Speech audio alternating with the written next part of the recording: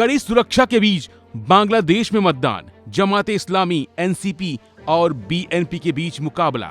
भारत चीन की चुनाव पर है नजर। जी हां, बांग्लादेश में आज महत्वपूर्ण संसदीय चुनाव हो रहे हैं। ये चुनाव छात्रों के नेतृत्व में हुए विद्रोह के लगभग 18 महीने बाद हो रहे हैं, जिसने तत्कालीन प्रधानमंत्री शेख हसीना की सत्ता को गिरा दिया था। उस समय आवामी लीग का नेतृत्व था। शेख हसीना की सत्ता जाने के बाद मुख्य सलाहकार मोहम्मद यूनुस के नेतृत्व में एक अंतरिम सरकार ने कार्यभार संभाला था। देश में 13वें संसदीय चुनाव 84 सूत्रीय सुधार पैकेज पर जनमत संग्रह के साथ हो रहे हैं। हसीना की आवामी लीग को चुनाव में भाग लेने से प्रतिबंधित कर दिया गया है और बांग्लादेश राष्ट्रवादी पार्टी यानी बीएनपी सबसे आगे चल रही है। बांग्लादेश के चुनाव दो राजनीतिक दलों बीएनपी और उसके पूर्व सहयोगी जमाते इस्लामी के इर्द गिर्द केंद्रित हैं। लेकिन बांग्लादेश की पूर्व प्रधानमंत्री खालिदा जिया के 60 वर्षीय बेटे तारिक रहमान, जो 17 वर्षों से स्वैच्छिक निर्वाचन के बाद ढाका लौटे हैं, वह गुरुवार के चुनाव में सबसे आगे माने जा रहे हैं। रहमान ने रोजगार सृजन, कानून व्यवस्था बनाए रखने और अभिव्यक्ति की स्वतंत्रता को बढ़ावा देने का वादा किया है। बांग्लादेश की जनता भी इन चुनाव में बढ़ चढ़ कर हिस्सा ले रही है और यही वजह है कि चुनाव केंद्रों पर लगातार भीड़ बढ़ती जा रही है और लोग नजर आ रहे हैं। इस दौरान पर सुरक्षा के पूरे इंतजाम किए गए हैं और कई जगहों पर विशेष पुलिस बल भी तैनात किया गया है। वैसे हाल ही के दिनों में कई मुद्दों पर भारत और बांग्लादेश के बीच तनाव बढ़ा है।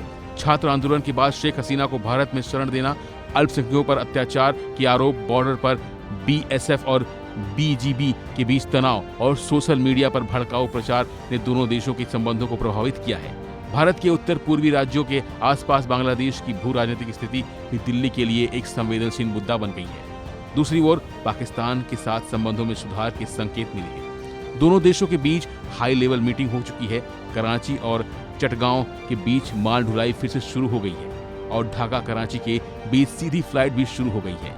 वीजा नियमों में भी ढील और क्षेत्रीय सहयोग बढ़ाने पर भी चर्चा हो रही है। जानकारों के अनुसार इस्लामाबाद ढाका के साथ संबंध मजबूत करने के क्षेत्रीय रणनीति संतुलन में अपनी स्थिति मजबूत करना चाहता है और यही वजह है कि इस बार के चुनाव में भारत और पाकिस्तान दोनों की खास नजर है। वैसे बांग्लादेश में हो रहे चुनाव पर सिर्फ भारत पाकिस्तान की नजर नहीं है, बल्कि चीन भी खासा दिलचस्पी ले रहा है, क्योंकि चीन ने पिछले कुछ सालों में बांग्लादेश में भारी निवेश किया है। चुनाव के बाद बनने वाली सरकार की नीतियां क्षेत्रीय समीकरण को प्रभावित कर सकती हैं। इसके अलावा इस्लामी राजनीति और संभावित चरमपंथ का मुद्दा भी राष्ट्रीय मुद्दा बन सकता है और यही वजह है कि इन चुनावों पर चीन की भी खासा नजर है। फिलहाल के लिए बस इतना ही। बाकी अपडेट बने रहिए वन इंडिया हिंदी के साथ।